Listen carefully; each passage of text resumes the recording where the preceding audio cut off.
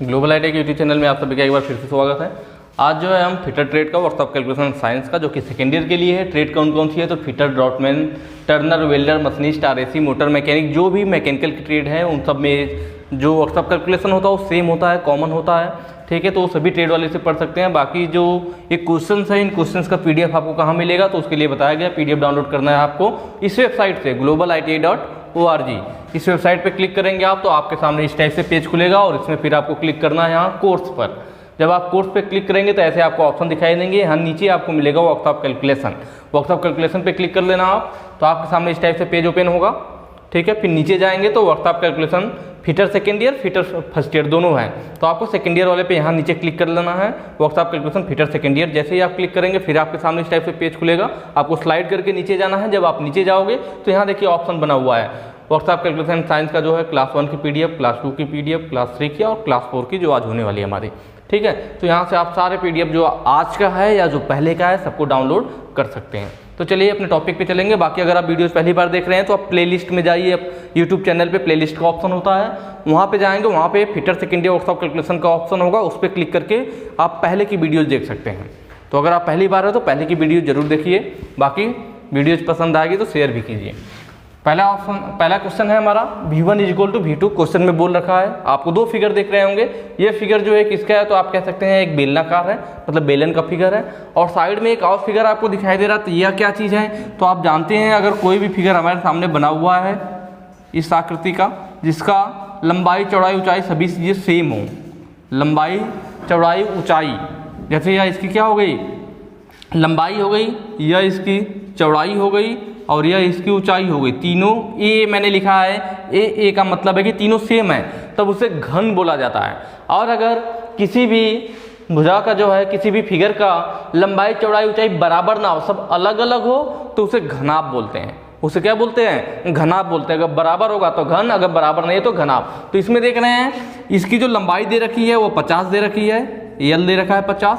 इसकी ये चौड़ाई है, विड्थ है, विड्थ को 20 से दिखाते हैं, चौड़ाई को 30 दे रखा है।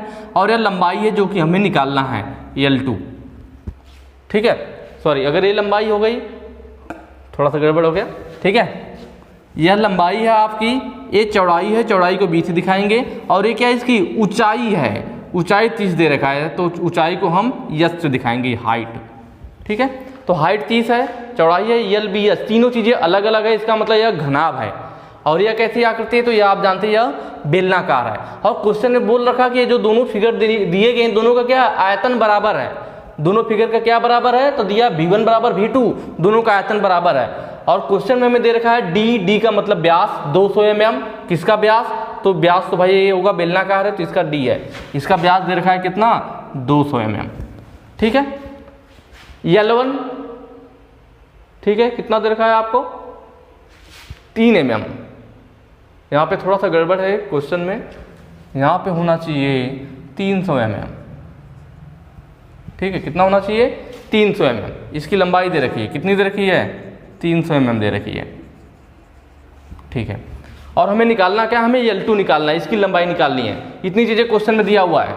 तो यहाँ पे पहले हमें इसी चीज़ पे फोकस करना है कि इसका V1 = V2 मतलब आयतन बराबर है, दोनों का आयतन बराबर है। तो बेलन का आयतन और एक घनाभ है, V1 = V2 हमें क्वेश्चन में दे रखा है कि दोनों का आयतन बराबर है। मतलब जो बेलन बन रहा है फिगर का, बेलन का आयतन वह किसके बराबर है, वह बराबर है घनाभ के आयतन के। ये चीज़ हमें क्वेश्चन में दे रखा था कि दोनों बराबर है। बेलन के आयतन का फार्मूला क्या होता है तो आप लोग जानते होंगे πr²h। ठीक है, और घनाभ का आयतन क्या होता है तो लंबाई गुणे चौड़ाई गुणे ऊंचाई, ये फार्मूला होता है घनाभ के आयतन का। इसका फार्मूला है और घनाभ के आयतन का लंबाई गुणे चौड़ाई गुणे ऊंचाई, दोनों लिख लेंगे हम। चलिए बेलन के आयतन देखते हैं। पाई का मान यहाँ पे हम रख लेते हैं 22/7। पाई का मान वैल्यू जानते होंगे 22/7। त्रिज्या कितनी होगी तो यहाँ पे व्यास दे रखा है 200 mm, और आपको पता है व्यास की आधी त्रिज्या होती है। व्यास का आधा मतलब 2 से भाग दे देंगे तो 100 mm आ जाएगा और ये आपका क्या हो जाएगा रेडियस हो जाएगा। तो यहाँ पे रख लेते हैं। तो r का स्क्वायर है तो 100 का स्क्वायर होगा, मतलब 100 × 100 हो जाएगा। ठीक है, उसके आगे देखते हैं ऊंचाई, हाइट कितनी है। ठीक है, पाई आर स्क्वायर एच, तो एच की जगह यहाँ पे यह लंबाई दे रखा है, लंबाई कही है या इसकी ऊंचाई कही है, दोनों एक ही बात है बेलन का। कितना है? 300 है। ठीक है, नेक्स्ट टॉपिक में आगे बढ़ेंगे। घनाभ पे आएंगे, दूसरे वाले फिगर पे, लंबाई गुणे चौड़ाई गुणे ऊंचाई। तो इसकी हमें लंबाई निकालनी है, लंबाई मतलब L2 हमें निकालना है, इंटू चौड़ाई कितनी है, तो मान लीजिए 50 है, दे रखा है 50। ऊंचाई कितनी है? ऊंचाई 30 दे रखा है क्वेश्चन में, तो यहाँ 30 रख लेंगे। अब इसको सॉल्व कर लेंगे, हमें इसका लंबाई पता चल जाएगा। चलिए सॉल्व करते हैं। ठीक है, L2 है, इन दोनों का इधर गुणा है तो इस साइड आएगा तो भाग हो जाएगा, तो हम लिख सकते हैं L2 इज इक्वल टू कितना होगा, जो ऊपर वाला है संख्या पहले लिख लेते हैं इधर वाली 22, ठीक है, गुणे 100 गुणे 100 गुणे 300 बटे कितना था, 7 था, 7 रहेगा ही, प्लस इधर इसका गुणा था, इधर आएगा तो भाग हो जाएगा, वो दोनों भी क्या होंगे, इसके नीचे आ जाएंगे, तो गुणे 50 गुणे 30 हो जाएगा। ठीक है, सॉल्व कर लेते हैं। 30 दहा में 300, 50 दूना 100, ठीक है, इतना कट हो गया। L2 इज इक्वल टू आ जाएगा, मल्टीप्लाई कर लेंगे, देखिए 10 दूना 20 और 20 में जब 100 का गुणा करेंगे तो 2000 हो जाएगा, 2000 इंटू 22 बटे 7। आगे मल्टीप्लाई करेंगे, 2 दूना 4, 22 दूना 44 हो जाएगा, और चूंकि 2000 है तो 44,000 हो जाएगा बटे 7। अब इसमें हम क्या करेंगे, 7 से भाग दे देंगे और हमें आंसर पता चल जाएगा, कितना है 44,000। और आपको मालूम है मैं कैलकुलेटर यूज करूँगा यहाँ पे, ठीक है, ताकि समय कम लगे। तो 44,000 में जब आप 7 से भाग दोगे, तो चूंकि हमारी वैल्यू किस में दी हुई थी, mm में वैल्यू किस में थी, सब mm में थी, तो हमारा जो मान भी आएगा वह mm में आएगा, भाग देने पे आएगा। L2 इज इक्वल टू 6285.71, ठीक है, क्या आएगा, mm आएगा, लंबाई mm में आ गई। लेकिन क्वेश्चन में हमसे क्या पूछ रखा है, क्वेश्चन में पूछा है L2 is equal to metre, मतलब हमें जो आंसर निकालना है वो मीटर में निकालना है, तो मुझे इसे बदलना पड़ेगा मीटर में। किस में बदलना पड़ेगा, मीटर में। ठीक है, तो आप जानते होंगे 1 मीटर बराबर कितना होता है, तो 1 मीटर में 1000 mm, 1000 mm। मुझे mm की जगह मीटर रखना है, तो 1 mm में कितना हो जाएगा, तो 1 mm इधर गुणा, इधर आएगा तो भाग, 1/1000 मीटर।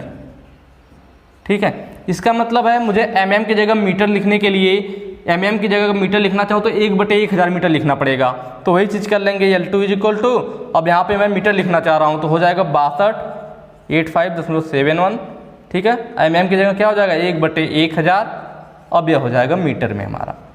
और चूंकि 3 जीरो है तो 3 अंक दशमलव क्या होगा, बाएं साइड खिसक जाएगा, तो L2 बराबर हो जाएगा आपका 6.28, ठीक है, 5, 3 अंक बहुत है, मीटर। ये आंसर आपका आ जाएगा 6.285 मीटर। तो यहाँ पे देख रहे होंगे आपको ऑप्शन यदि मिलेगा आपको 6.280, ठीक है, देख रहे हैं बिल्कुल नज़दीक है तो वही सही हो जाएगा। एग्जैक्ट वैल्यू ले आना है तो आप अगर पाई का मान 3.14 रख करके करेंगे तो सेम यही आएगा, 6.280 आ जाएगा। तो 22/7 रखिए चाहे 3.14 रखिए, 3.14 रखेंगे तो सेम यही वैल्यू आपको मिलेगी। तो ये नहीं कन्फ्यूजन होना कि यहाँ पे तो 0.285 हो गया, तो ये लगभग इसके करीब है, बहुत हल्का सा फर्क है, तो दोनों एक ही बात है। ठीक है, तो ऑप्शन ए हमारा सही हो जाएगा।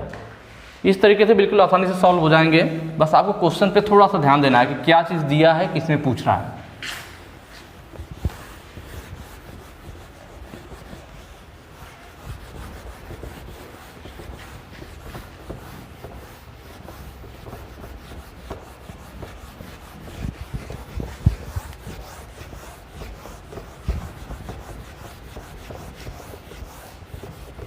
ठीक है, नेक्स्ट क्वेश्चन पे चलते हैं। अगला है हमारा, आयतन दे रखा है 18.4 सेमी क्यूब, ठीक है, ऊंचाई दे रखी है। देखिए मैंने आपको बार बार बताया कि जब भी हम क्वेश्चन सॉल्व करते हैं तो सबसे ज़रूरी है कि जो यूनिट दी गई है हमारी, वो जो भी यूनिट हो वो सब एक ही में होना चाहिए। अगर सेंटीमीटर में हो तो सब सेंटीमीटर में हो, mm में हो तो सब mm में हो, या मीटर में हो तो सब मीटर में हो। ऐसा नहीं कि किसी को सेंटीमीटर में कोई mm में, सबको आप एक ही में रख सॉल्व कर रहे हो, आंसर गलत आ जाएगा। तो यहाँ पे हम देख रहे हैं आयतन दे रखा है सेंटीमीटर में और ऊंचाई दे रखी है mm में, दोनों अलग हो गया ना। आयतन सेमी में है, सेंटीमीटर में है, जबकि ऊंचाई mm में है, और लंबाई भी किसमें पूछा है, mm में पूछा है। तो दो वैल्यू mm में है, मतलब लंबाई हमें mm में निकालनी है और ऊंचाई mm में दे रखा, लेकिन आयतन सेंटीमीटर में दे दिया है। तो ऐसा करते हैं हम, मैंने बताया था कि सभी की यूनिट सेम होनी चाहिए, तो हम ऊंचाई को भी आयतन को भी mm में बदल लेते हैं। तो यहाँ देखिए क्या है, आप जानते हैं सेंटीमीटर को बदलना है mm में, 1 सेंटीमीटर में होता है 10 mm। इसका मतलब मुझे सेंटीमीटर की जगह mm लिखने के लिए 10 mm लिखना पड़ेगा। तो बदल लेते हैं, कितना है 18.4 है ना, 18.4 सेंटीमीटर क्यूब ऐसे लिखिए या सेंटीमीटर का होल क्यूब लिखिए, दोनों एक ही बात है, ठीक है। 18.4 सेंटीमीटर की जगह मुझे क्या लिखना है, mm लिखना है, तो सेमी की जगह mm लिखने के लिए 10 mm लिखना पड़ेगा। तो यहाँ पे मैं लिख सकता हूँ 10 mm, चूँकि क्यूब है तो क्यूब हो जाएगा। और 18.4 10 का क्यूब होगा तो 10 दहा में 100 दहा में 1000 हमारा हो जाएगा इंटू 1000, और mm वाला mm क्यूब हो जाएगा, तब यह बदल जाएगा। आप इसका इसमें गुणा कर लीजिए तो क्या होगा, 1 अंक दशमलव 3 अंक दशमलव इधर खिसकेगा, या फिर कह लीजिए 18400 हो जाएगा, 18400, ठीक है। क्या आ जाएगा, mm क्यूब। तो हमने क्या किया, इस आयतन को mm में बदल दिया। तो आयतन को mm में जब हमने बदला तो क्या आ गया, 18400 mm क्यूब। ये चीज़ क्लियर हुई। अब क्वेश्चन को सॉल्व करेंगे। पहला तो यही काम हो गया कि सब यूनिट को सेम कर लेते हैं। अब क्वेश्चन को देखते हैं, क्वेश्चन में क्या पूछ रखा है। लंबाई पूछ रहा है हमें इसकी, L पूछ रखा है। L मतलब यहाँ पे दिखाया गया है कि ये आपका क्या है, तो एक पिरामिड की आकृति है। प्रिज्म और पिरामिड क्या चीज़ होती है, अगर आपको क्लियर नहीं है तो आप जो है प्लेलिस्ट में जाइए। प्लेलिस्ट में मैंने स्टार्टिंग में 2-3 वीडियो प्रिज्म और पिरामिड पे बना रखे हैं, वो वीडियो आप देख लीजिए, बिल्कुल क्लियर हो जाएगा कि पिरामिड का जो फार्मूला कहाँ से आता है या प्रिज्म और पिरामिड में क्या डिफरेंस होता है, तब आपको ज़्यादा मजा आएगा। तो प्लेलिस्ट में जाकर पुरानी वीडियोस देख लीजिए, बिल्कुल क्लियर हो जाएगा प्रिज्म और पिरामिड में क्या है, ठीक है। तो यहाँ क्वेश्चन में दे रखा है कि ये हमारे क्या पिरामिड है, पिरामिड की हाइट है h, इसकी भुजा दे रखा है कि जो नीचे इसकी आकृति बन रही है, तो इसकी जो लंबाई है, लंबाई कितनी है, L है, और चौड़ाई कितनी है, चौड़ाई भी L है। अगर रिया वाली भुजा जितनी होगी उतनी यह वाली भी भुजा होगी। अगर रिया L है तो अंदर वाला भी L होगा, अगर रिया L है तो इसी के बराबर यह भी होगा, तो यह भी L होगा। तो क्वेश्चन में 2 भुजा दे रखा था कि यह वाली भुजा की लंबाई L, इसकी भी लंबाई L, मतलब दोनों भुजा की लंबाई बराबर है। तो जो लंबाई इसकी होगी जस्ट सामने वाले की भी वही होगी, जो इसकी होगी इसकी होगी, मतलब चारों भुजाएं बराबर हो गई। इसका मतलब इस पिरामिड का जो आधार है वह एक क्या है, वर्ग है, क्योंकि वर्ग की चारों भुजाएं बराबर होती है। इसका मतलब इस पिरामिड का जो आधार है वह क्या है, एक वर्ग है। ये चीज़ ध्यान रखना है। और पिरामिड है तो चूंकि हमें निकालना क्या है, लंबाई निकालनी है, आयतन पता है तो हम फार्मूला लगा लेंगे, पिरामिड का आयतन बराबर 1/3 इंटू आधार का क्षेत्रफल इंटू ऊंचाई। इसी फार्मूले से शंकु वगैरह का भी इसी से आता है। शंकु भी एक तरह का पिरामिड ही है। शंकु इस टाइप से होता है ना, जिनकी क्या होती है, जिनके सभी भुजाओं का पॉइंट कहीं ऊंचाई पर एक बिंदु पर जाकर मिल जाता है, उसको पिरामिड कहते हैं। जैसे यह वर्ग था, इसके चारों पॉइंट ऊपर एक बिंदु पर मिल गए, पिरामिड कहलाएगा। यह एक वृत्त है, वृत्त के सभी पॉइंट ऊपर जाके एक बिंदु पर मिल गए, तो यह भी पिरामिड है। तो यह शंकु भी एक तरह का पिरामिड ही होता है। तो यहीं से इसका आयतन का फार्मूला आता है। आपने देखा होगा शंकु का आयतन क्या होता है, 1/3 पाई आर स्क्वायर एच। तो कहाँ से आता है, यहीं से आता है। पिरामिड का आयतन क्या होता है, 1/3 आधार का क्षेत्रफल, आधार वृत्त है इसका, तो वृत्त का क्षेत्रफल पाई आर स्क्वायर इंटू ऊंचाई एच होगी। तो इसी फार्मूले से शंकु का फार्मूले का भी आयतन आता है, 1/3 पाई आर स्क्वायर एच, यहीं से आता है, क्योंकि शंकु भी एक पिरामिड ही है। चलिए इसकी बात करेंगे। तो पिरामिड के आयतन का फार्मूला हो गया। अब हम देखेंगे 1/3 इंटू आधार का क्षेत्रफल। मैंने आपको बताया कि यहाँ पे जो आधार है वो एक वर्ग बन रहा है। कैसे बन रहा है, तो हमने देखा था कि सभी भुजाएं इसकी बराबर आ रही हैं, इसका मतलब वर्ग होगा। और आपको पता है आधार का क्षेत्रफल मतलब इसका आधार वर्ग है, तो वर्ग का क्षेत्रफल का फार्मूला लगेगा। और वर्ग का क्षेत्रफल क्या होता है, भुजा स्क्वायर। वर्ग का क्षेत्रफल यही होता है ना, भुजा स्क्वायर इंटू ऊंचाई। ऊंचाई कितनी दे रखी है, एच दे रखी है, एच लिख लेते हैं, ठीक है। अब इसके आगे हम लोग वैल्यू रखेंगे 1/3 आयतन हमें दे रखा है, पिरामिड का आयतन कितना है तो हमने निकाला था 18,400 mm³ था, इंटू भुजा स्क्वायर, भुजा कितना है तो यल दे रखा है क्वेश्चन में हमें, तो यहाँ पे यल स्क्वायर हो जाएगा, इंटू ऊंचाई कितनी है तो ऊंचाई दे रखा था 110 mm, तो 110 mm वैल्यू रख लेंगे। ठीक है, सॉल्व करते हैं। अब ये क्या होगा, तिर्यक गुणा होगा, इसका यहाँ पे ऐसे गुणा हो जाएगा और बटे 1 मान सकते हैं, और इसका वाला क्या होगा, एक वाले का इसमें गुणा हो जाएगा, तो यल बराबर क्या हो जाएगा आपका, यल स्क्वायर है ना, l square is equal to, जब इसका इधर जाएगा 18, ठीक है 18,400 इंटू 3 हो जाएगा, बटे 110 नीचे आ जाएगा, 1 0 से कट जाएगा। ठीक है, मल्टीप्लाई कर लेते हैं। ठीक है, कितना है आपका 1840 इंटू 3, 5520 आएगा आपका, 5520 बटे 11, इसमें भाग दे देंगे हम किसका, नीचे 11 है तो 11 से भाग दे देंगे, 501.81 आएगा, 501.81। ये एल स्क्वायर बराबर आया, किसके बराबर आया, एल स्क्वायर बराबर 501.81 आया। हमें चाहिए एल की वैल्यू, तो एल बराबर क्या होगा, एल की वैल्यू निकालेंगे तो अंडर रूट 501.81 आएगा। अब इसका अंडर रूट ले लेते हैं, आप कैलकुलेटर से निकालना पड़ेगा। ठीक है, आपके एग्जाम में भी कैलकुलेटर अलाउ होता है। 501.81, इसका क्या निकालना, हमें अंडर रूट में निकालना है, तो 501.81, ठीक है, आ जाएगा आपका 22.40। यल बराबर क्या आएगा, 22.40, किसमें, mm में, क्योंकि सभी वैल्यू हमारी mm में थी। तो ऑप्शन देख रहे होंगे, ऑप्शन बी आपका सही हो जाएगा, 22.40। ठीक है, नेक्स्ट क्वेश्चन पे चलेंगे।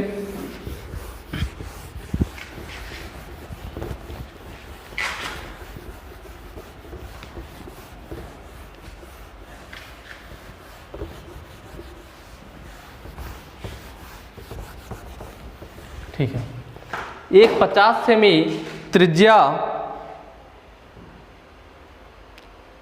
ठीक है, क्या क्या, एक 50 सेमी त्रिज्या और 250 सेमी ऊंचाई वाले सिलेंडर को, सिलेंडर का मतलब बेलन, एक 50 वर्ग घन में पिघलाया जाता है, इस तरह निर्मित घन की भुजा क्या होगी। यह कह रहा है कि हमारे पास एक बेलन था, जिसकी त्रिज्या कितनी थी, 50 सेमी त्रिज्या थी। यह बेलन है, सिलेंडर का मतलब बेलनाकार। ठीक है, इसकी त्रिज्या कितनी थी, तो त्रिज्या दे रखी थी r = 50 सेंटीमीटर, और इसकी ऊंचाई कितनी थी, तो इसकी ऊंचाई दे रखी थी हमें h = 250 सेंटीमीटर। हमने क्या किया, इस बेलन को पिघला करके एक घन में बदल दिया। क्वेश्चन में कहना, जो सिलेंडर था उसको एक 50 वर्ग घन पिघलाया जाता है, इस तरह निर्मित घन की भुजा पूछ रहा है। हमने इसको पिघला करके क्या किया, एक घन में परिवर्तित कर दिया। किसमें परिवर्तित कर दिया, एक घन में परिवर्तित कर दिया, एक घन हो गया। ठीक है, इस बेलन को पिघलाया और इसको हमने घन में बदला। सिलेंडर को एक 50 वर्ग घन, वर्ग घन मतलब समझ रहे हैं, घन में बदला है हमने 50 वाले में। ठीक है, और इसमें क्या पूछ रहा है कि इस तरह निर्मित घन की भुजा होगी, इस तरह निर्मित घन की भुजा क्या होगी। तो जो हमारा घन बन रहा है, इसकी भुजा हमसे पूछ रखा है क्वेश्चन में, कि यह जो हमारा बेलन था इसको हमने बदल दिया घन में, तो इस घन की भुजा क्या होगी। घन की भुजा आप जानते हैं कि यह मान लीजिए लंबाई है या चौड़ाई है या ऊंचाई है, तो घन की सभी भुजाएं बराबर होती है। अभी मैंने बताया था घन की क्या होती है, सभी भुजा बराबर होती है। अगर सभी भुजा अलग अलग हो तो घनाभ होता है। तो एक चीज़ तो कन्फर्म है कि इसी बेलन को पिघला करके हमने एक घन बनाया है, तो जितना इसका आयतन रहा होगा, आयतन का मतलब जितना लीटर इसमें पानी आ रहा होगा, चूंकि बेलन था लंबा था, अब हमने उसी, मान लीजिए कोई आपके पास क्या है, चद्दर है, वो गोलाई में मुड़ी हुई है, उसमें मान लीजिए 10 लीटर पानी आ रहा है। अब उसी चद्दर को आपने ऐसे स्क्वायर में मोड़ दिया, वर्गाकार टाइप में, तो उसमें भी तो पानी उतना ही आएगा, भले ही शेप बदल जाए। इसका मतलब जितना पानी इसमें आ रहा था उतना ही पानी इसमें भी आएगा, क्योंकि मटेरियल उतना ही है, सिर्फ हमने उसकी आकृति बदल दी। तो दोनों का पानी सेम आ रहा है, इसका मतलब दोनों का आयतन क्या होगा, बराबर होगा, क्योंकि हमने इसी बेलन को इस वर्ग के, इस घन के रूप में बदला है। ठीक है, तो दोनों का आयतन बराबर होगा। तो उसी से हमारा काम बनेगा कि जो हमारा बेलन था, बेलन घन में बदल गया है, इसका मतलब जो बेलन का आयतन होगा, बेलन का आयतन होगा वो बराबर होगा घन के आयतन के। दोनों का आयतन बराबर होगा। ठीक है, बेलन के आयतन का फार्मूला आप जानते हैं, पाई आर स्क्वायर एच, और घन का आयतन भुजा क्यूब या ए क्यूब कहते हैं। ए क्या है आपका, भुजा है, तो भुजा क्यूब होता है पाई आर स्क्वायर एच, और ये हो गया आपका पाई का मान हम रख लेते हैं 3.14। आर का मान कितना है, तो हमें दे रखा था त्रिज्या बेलन का कितना था, 50 था, तो 50 गुणे 50। ऊंचाई कितनी है, 250 सेंटीमीटर इंटू 250 बराबर ए क्यूब, क्योंकि दोनों का आयतन बराबर होगा। इसी फार्मूले से हमारा काम बनेगा। अब देखिए, इसको सॉल्व कर लिया जाए तो हमें आंसर पता चल जाएगा। चलिए सॉल्व करते हैं। लंबा है, मैं गुणा कर लेता हूँ, 3.14 इंटू 50 इंटू 50 इंटू 250। ठीक है, यह आ जाएगा आपका 19,62,500 ए क्यूब। ए बराबर क्या होगा, तो ए बराबर हो जाएगा, हमें क्यूब निकालना पड़ेगा। ठीक है, नॉर्मल लिखेंगे तो घन, सॉरी वर्ग हो जाएगा, हमें क्यूब निकालना है। 19,62,500, इसका जब आप क्यूब निकालेंगे तो कैलकुलेटर के द्वारा बिल्कुल आसानी से निकाल सकते हैं। तो वह आएगा आपका लगभग 125.2 के आसपास आता है। किस में आएगा, तो सारी वैल्यू हमारी किस में थी, सेंटीमीटर में थी, तो यह भी हमारा सेंटीमीटर में आएगा। तो यहाँ पे देख रहे होंगे इसके करीब कौन सी वैल्यू है, तो यह लगभग 125 सेंटीमीटर वाला, तो ऑप्शन बी हमारा सही हो जाएगा। ठीक है, नेक्स्ट क्वेश्चन पे चलेंगे।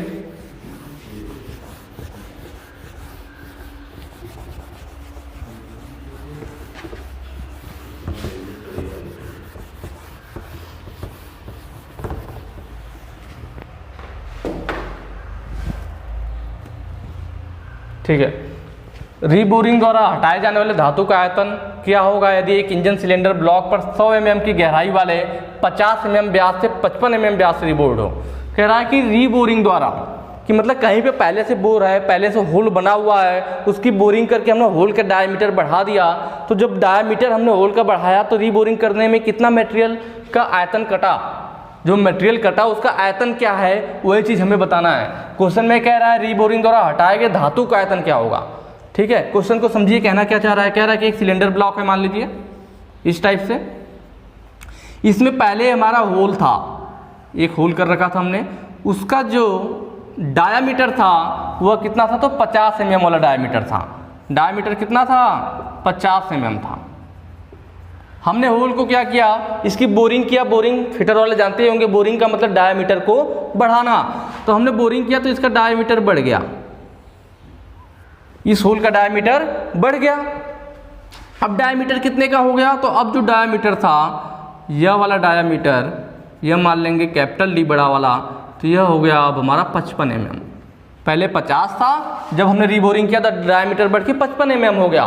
तो वही पूछ रहा है कि जब पहले 50 था, हमने रीबोरिंग के द्वारा 55 किया, तो रीबोरिंग करने पर हमें जो मटेरियल हटाना पड़ा, पहले होल इतना था, छोटा वाला जो है, हमने जब रीबोरिंग किया, जब इसका डायमीटर बढ़ाया तो इतना मटेरियल काटना पड़ा ना, जो बीच में आ रहा है। तो जो मटेरियल काटा गया है इसका आयतन क्या होगा, ये पूछ रहा है। पहले होल इतना था, बाद में हमने इतना कर दिया, तो जो हमने रीबोरिंग किया तो जो डायमीटर बढ़ा, तो हमने कितना मटेरियल काटा, उसका आयतन क्या है, यही पूछ रहा है हमसे। सीधे शब्दों में समझिए कि मान लीजिए इसकी, क्योंकि हमें वो भी दिया हुआ था, इसकी गहराई कितनी 100 mm है, तो एक तरह से गहराई भी इसमें दे रखा है, तो वो बेलन हो जाएगा ना, इस टाइप से।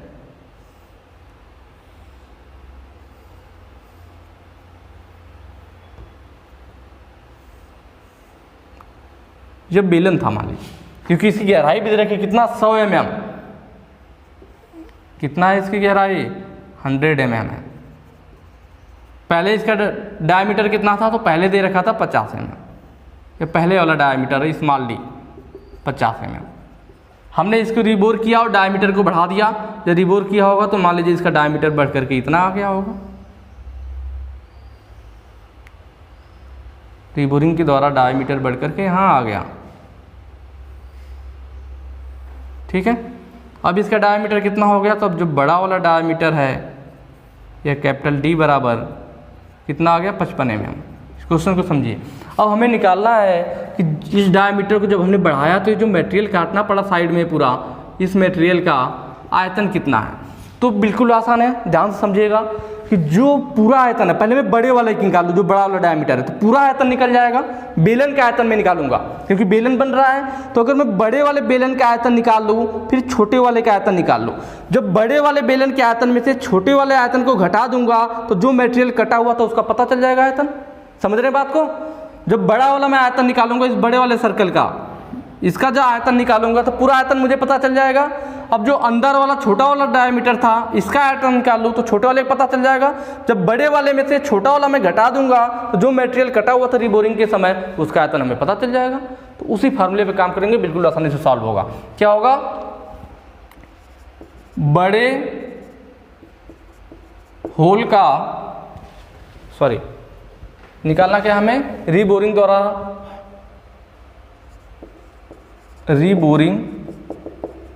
द्वारा हटाए जाने वाले धातु का आयतन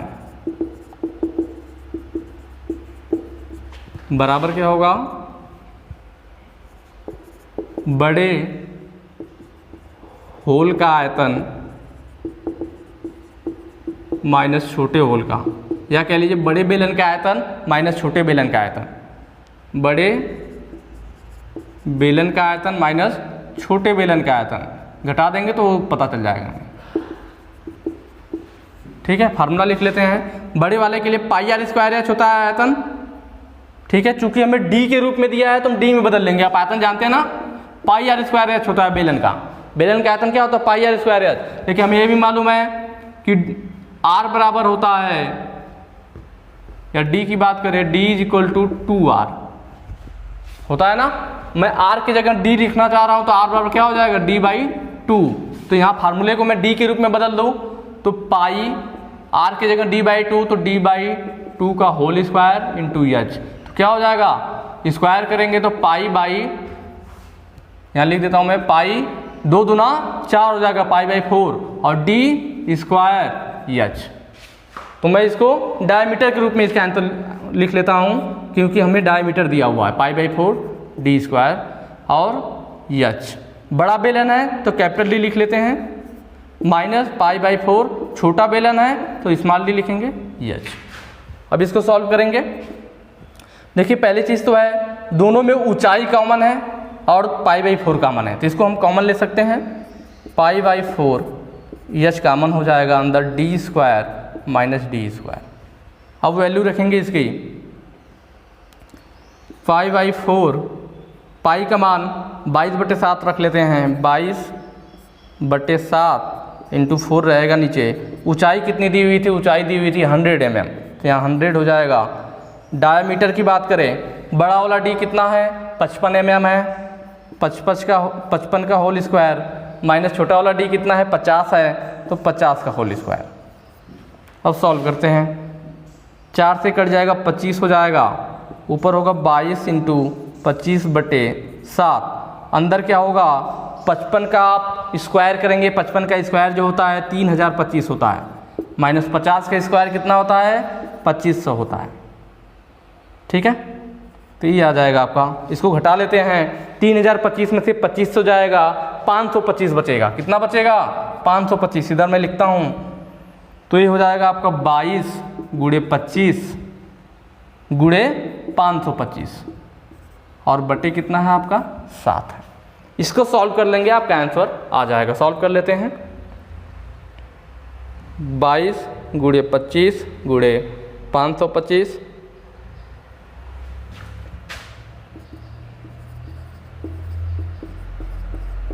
सात से भाग दे देना है, इसमें डिवाइड कर देंगे 7 से।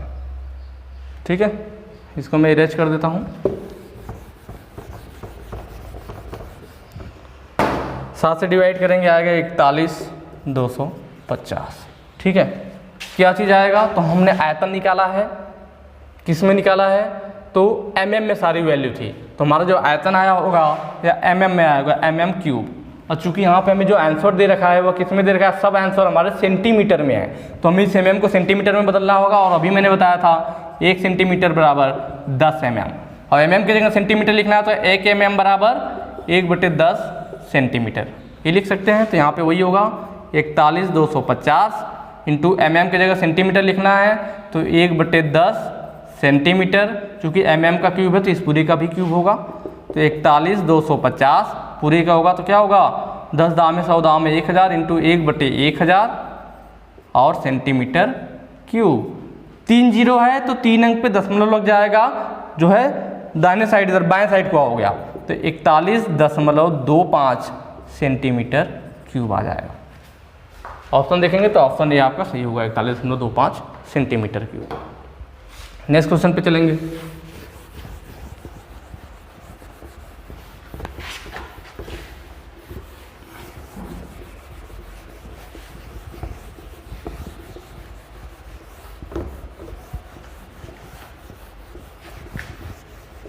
बहुत ही क्वेश्चन आसान होते हैं, बस इन पे थोड़ा सा आपको फोकस करना है और फार्मूला याद होना चाहिए।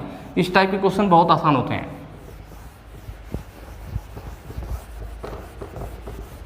जैसा कि मैं आपको बताता हूँ, आप लोग फार्मूला जरूर नोट किया कीजिए, जो भी आपके चैप्टर में सॉल्व होते हैं तो एक अलग कॉपी बना के उस पर एक जगह सारे फार्मूले को नोट करते जाइए। ये देखिए आपको फिगर दे रखा है, फिटर वाले जानते होंगे ये क्या चीज़ है आपका, सेंटर, जो लेथ मशीन में सेंटर लगा होता है, ठीक है। वो सेंटर कैसा होता है, तो बेलनाकार होता है और टेपर में होता है, वही चीज़ है। सेंटर का फिगर दे रखा है तो ये कैसा होता है, बेलनाकार होता है। इसका मतलब यह त्रिभुज की आकृति है, लेकिन यहाँ पे कैसा होगा, बेलनाकार, मतलब यह एक शंकु जैसा बनेगा ना, क्योंकि आप जानते हैं सेंटर कैसा होता है, बेलनाकार होता है। तो इसका मतलब नीचे का इसका जो एरिया हो रहा होगा इस तरह से, और यह वाला हिस्सा ऐसे बनेगा, शंकु, ठीक है। तो यहाँ पे पूछा क्या है, फाई का मान दे रखा है 40 mm, लंबाई दे रखा है 3.8 सेंटीमीटर, आयतन पूछ रखा है सेमी में। दो वैल्यू, जो हमारा लंबाई है सेंटीमीटर में है, आयतन भी सेंटीमीटर में है, लेकिन फाई का मतलब होता है व्यास, व्यास दे रखा है mm में। और मैंने आपको बताया था हमारी सभी वैल्यू सेम होनी चाहिए। 2 सेंटीमीटर है तो इसको भी सेंटीमीटर में बदलेंगे, ठीक है। तो आपको मालूम है 1 सेंटीमीटर बराबर 10 mm, तो mm की जगह सेंटीमीटर लिखना है तो 1 mm में 1/10 सेंटीमीटर, वही काम करेंगे यहाँ पे। 40 mm की जगह सेंटीमीटर लिखना है तो 1/10 सेंटीमीटर, तो 10 से कट जाएगा, कितना हो जाएगा 4 सेंटीमीटर। मतलब फाई का मतलब क्या है, व्यास है फाई का मतलब, और mm को हमने बदल दिया सेंटीमीटर में तो 4 सेंटीमीटर आ जाएगा। कितना आ जाएगा, 4 सेंटीमीटर। और यह व्यास है, त्रिज्या निकालना चाहें तो व्यास का आधा त्रिज्या होता है, तो व्यास बटे 2 मतलब 4/2 बराबर 2 सेंटीमीटर। त्रिज्या 2 सेंटीमीटर, व्यास 4 सेंटीमीटर। और अभी मैंने आपको बताया कि ये जो फिगर में है, फिगर में इसी का आयतन पूछ रहा है हमसे कि लंबाई देख रहे हैं, यह लंबाई दे रखी है यहाँ से यहाँ तक कितनी है, और यह फाई है आपका, और हमसे आयतन पूछ रहा है इस वाले भाग का, ये आगे वाला जो भाग है। तो उन्होंने बताया कैसा भाग होगा, यह शंकु के जैसा होगा। कैसा होगा, शंकु के जैसा होगा। तो आप यहाँ पे सीधे फार्मूला लगा सकते हैं, शंकु का आयतन बराबर 1/3 पाई r स्क्वायर एच, ठीक है। या फिर दूसरा वो भी फार्मूला लगा सकते हैं, 1/3 आधार का क्षेत्रफल, आधार एक वृत्त है तो पाई r स्क्वायर होगा इंटू ऊंचाई, पिरामिड वाला, दोनों फार्मूला लगाएंगे सेम एक ही बात है, ठीक है। अब यहाँ से हो जाएगा आपका 1/3 पाई का मान 22/7, आर की वैल्यू हमने निकाली थी, व्यास 4 सेंटीमीटर, त्रिज्या 2 सेंटीमीटर, तो 2 का स्क्वायर इंटू ऊंचाई, ऊंचाई का मतलब लंबाई से है 3.8 दे रखा है, ठीक है। सॉल्व करते हैं, ऊपर क्या हो जाएगा 22, 2 दूना 4 इंटू 3.8/7 त्रिके 21। इस चीज़ को सॉल्व कर लेंगे, हमें आंसर मिल जाएगा। चलिए मल्टीप्लाई कर लेते हैं, 22 गुणे 4 गुणे 3.8, 334.4, 334.4 बटे 21, 15.92, 15.92 आ जाएगा, ठीक है। किस में आएगा, तो चूंकि सभी वैल्यू सेंटीमीटर में थी तो यह सेंटीमीटर क्यूब होगा। तो शंकु का आयतन निकल जाएगा और ये देख रहे हैं ऑप्शन ए हमारा सही हो जाएगा 15.92। नेक्स्ट क्वेश्चन पे चलते हैं। कभी भी क्वेश्चन में सबसे पहली चीज़ ये जरूर ध्यान रखने की जो भी यूनिट दी हुई सभी एक ही में हो, सभी या तो mm में हो या सेंटीमीटर में हो, अगर नहीं है तो उसे पहले चेंज कीजिए, ये तो क्वेश्चन पहले ही गलत हो जाएगा आपका।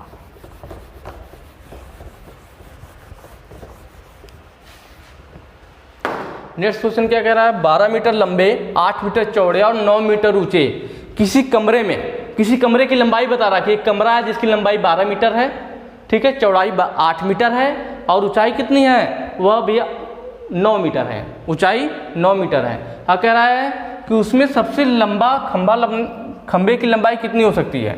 खंबे का मतलब रॉड या कह दीजिए लकड़ी, कोई ऐसा ही खंबा या लकड़ी सबसे लंबा कितना रख सकते हैं अगर कमरे की लंबाई चौड़ाई ऊंचाई इतनी हो, ठीक है। तो मैंने आपको बताया था कि अगर किसी भी बॉक्स की लंबाई चौड़ाई ऊंचाई सेम हो तो उसे घन कहते हैं, और अगर लंबाई चौड़ाई ऊंचाई अलग अलग है तो वह घनाभ होता है। वह क्या होता है, घनाभ होता है। और किसी भी घन या घनाभ में सबसे अधिक जो लंबा रॉड रखी जा सकती है वह उसका बिकड़ होता है। जो उसकी बिकड़ की लंबाई होती है उसी के बराबर कोई सबसे लंबा खंबा या रॉड रख सकते हैं। अब जो कोई भी कमरा होता है इस टाइप से, मान लीजिए मैं घन का फिगर बना देता हूँ। अगर मान लीजिए मुझे कोई इसमें रॉड रखनी है तो वह इस वाले कोने से, ठीक है, इस वाले कोने से इस वाले कोने तक की जो लंबाई होगी यही इसका घन का बिकड़ होता है या घनाभ का बिकड़ होता है। यही हमारी सबसे अधिक लंबाई होती है, तो उसको घन का बिकड़ या घनाभ का बिकड़ कहते हैं। तो चूंकि यहाँ पे अगर सभी भुजा की लंबाई समान होती है तो घन का बिकड़ का फार्मूला लगाते हैं, लेकिन सभी भुजाओं की लंबाई क्या है, अलग अलग है, तो यहाँ फार्मूला क्या हो जाएगा, घनाभ हो जाएगा। क्योंकि जब लंबाई चौड़ाई ऊंचाई अलग अलग होती है तो वह घनाभ होता है। तो यहाँ पे हम लगाएंगे फार्मूला घनाभ का बिकड़। घनाभ का बिकड़ बराबर अंडर रूट L स्क्वायर मतलब लंबाई का स्क्वायर, B स्क्वायर मतलब चौड़ाई का स्क्वायर, H स्क्वायर मतलब ऊंचाई का स्क्वायर। इन तीनों का स्क्वायर करेंगे आंसर निकल जाएगा। L स्क्वायर लंबाई दे रखा था 12 मीटर लंबा, तो 12 का होल स्क्वायर, प्लस B का मतलब चौड़ाई है तो 8 मीटर चौड़ा दे रखा था तो 8 का स्क्वायर, H का मतलब ऊंचाई है तो 9 मीटर ऊंचा दिया था तो 9 का होल स्क्वायर। सॉल्व कर लेंगे। 12 बराबर में 144, 8 64, सॉरी प्लस है, और 9 का स्क्वायर करेंगे तो 81। ऐड कर लेते हैं, 4 1 5 4 9, 8 6 14, 14 4 18, लास्ट वाले में 18, एक हासिल बचेगा और एक 289। जो 289 होता है वह 17 का अंडर रूट होता है, तो इसका मतलब जो 17 का स्क्वायर होता है, तो हमारा आंसर आ जाएगा 17। सभी वैल्यू दे रखी थी मीटर में तो यह भी आएगा मीटर में। ऑप्शन देखेंगे, ऑप्शन भी आपका सही हो जाएगा। नेक्स्ट क्वेश्चन पे चलते हैं।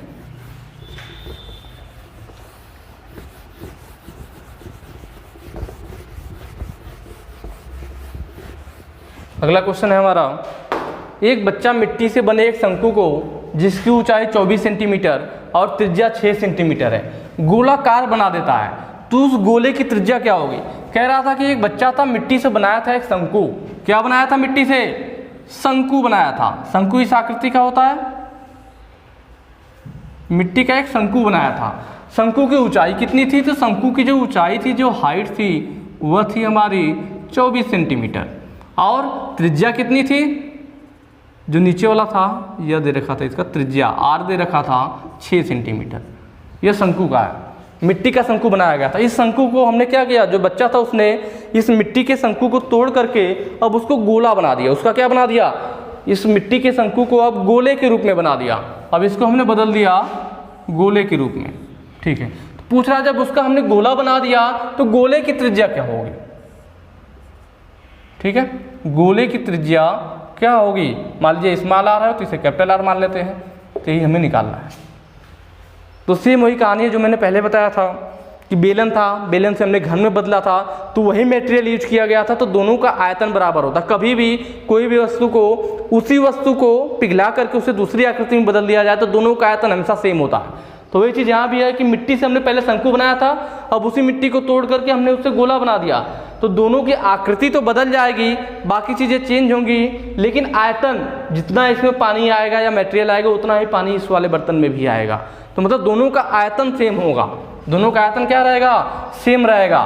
तो उसी पे काम बन जाएगा हमारा, मतलब पहले शंकु था तो शंकु का आयतन उसके बाद में क्या हो गया, गोला बन गया, तो गोले का आयतन, दोनों क्या होगा, आयतन बराबर रहेगा, बाकी आकृति भले ही चेंज हो जाए। शंकु का आयतन होता है 1/3 पाई आर स्क्वायर एच, गोले का आयतन होता है 4/3 पाई आर क्यूब। बस इसी पे हम सॉल्व कर देंगे। देखिए इसमें भी पाई है, इसमें भी पाई है, दोनों में पाई है, तो पाई पाई से कट जाएगा, ठीक है। बाकी सॉल्व करते हैं 1/3 इंटू आर की वैल्यू, और चूंकि मैंने बताया था कि गोले को कैपिटल आर मान लेते हैं, क्योंकि दोनों जगह आर होगा तो कन्फ्यूजन होगा, तो इसे कैपिटल आर लिख देते हैं। शंकु का त्रिज्या कितना था, 6 था, तो यहाँ पे हो जाएगा 6 का स्क्वायर इंटू एच, एच हमें कितना दिया हुआ है 24, ठीक है 24 बराबर 4/3 आर क्यूब, ठीक है। अब इसको इधर भेज देंगे तो जो 3 है या ऊपर चला जाएगा और 4 नीचे आ जाएगा, तिर्यक गुणा हो जाएगा। तो वही चीज़ करेंगे, तो आर क्यूब बराबर क्या हो जाएगा, आर क्यूब बराबर होगा आपका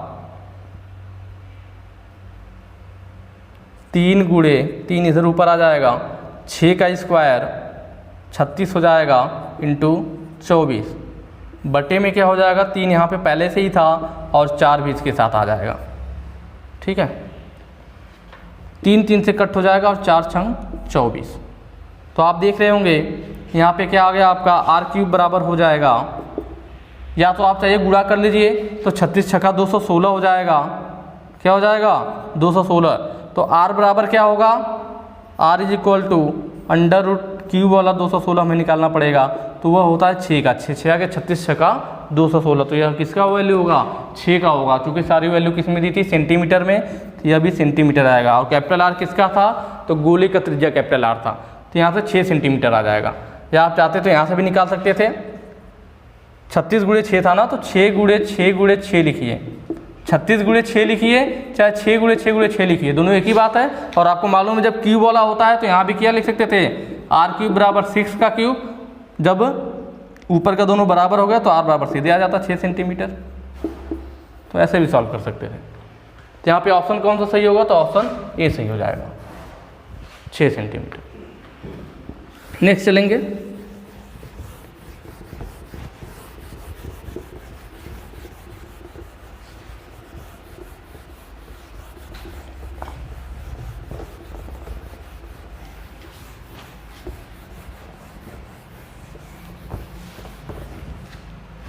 अगला क्वेश्चन है हमारा, एक पिरामिड के आधार का क्षेत्रफल 57 सेमी स्क्वायर है और ऊंचाई 10 सेंटीमीटर है, उसका आयतन निकालना है सेमी क्यूब में, ठीक है। सब सेंटीमीटर में है, कोई दिक्कत नहीं है, क्षेत्रफल भी सेंटीमीटर में, ऊंचाई भी सेंटीमीटर, हमें आंसर भी सेंटीमीटर में चाहिए, बिल्कुल आसानी से हो जाएगा। पिरामिड का निकालना है, क्या निकालना है, आयतन निकालना है। फार्मूला लगा लीजिए, पिरामिड का आयतन बराबर क्या होता है, 1/3 आधार का क्षेत्रफल इंटू ऊंचाई। ये बहुत काम का फार्मूला है आपका, आधार का क्षेत्रफल इंटू ऊंचाई। चलिए इसे सॉल्व कर लेंगे। 1/3 आधार का क्षेत्रफल, तो यहाँ पे दे रखा है सीधे कि आधार का क्षेत्रफल कितना है, 57 सेमी स्क्वायर है, 57 इंटू ऊंचाई दे रखा है 10 सेंटीमीटर, 10। सॉल्व कर लेते हैं, 3 से काटेंगे तो 19 त्रिक 57, 19 हो जाएगा, और 19 दाम में 190। तो पिरामिड का आयतन कितना है, 190 किसमें, सेमी में आएगा, क्योंकि सारी वैल्यू सेमी में थी, सेंटीमीटर क्यूब। ऑप्शन देख रहे होंगे, ऑप्शन सी आपका सही हो जाएगा, 190। तो इस तरह से बिल्कुल फार्मूले बेसिस क्वेश्चन होते हैं, आप आसानी से सॉल्व कर सकते हैं। इसके लिए बस आपको फार्मूला जरूर याद होना चाहिए, ठीक है। बाकी आप जानते हैं हमारा एक और चैनल है ITI यूथ के नाम से, आप उसको भी सब्सक्राइब कर सकते हैं। वहाँ पे हमारी जो भी इन्फॉर्मेशन होती है वहाँ पे शेयर किया जाता है। और बाकी नेक्स्ट वीडियो में मिलेंगे नेक्स्ट चैप्टर के साथ। Thank you.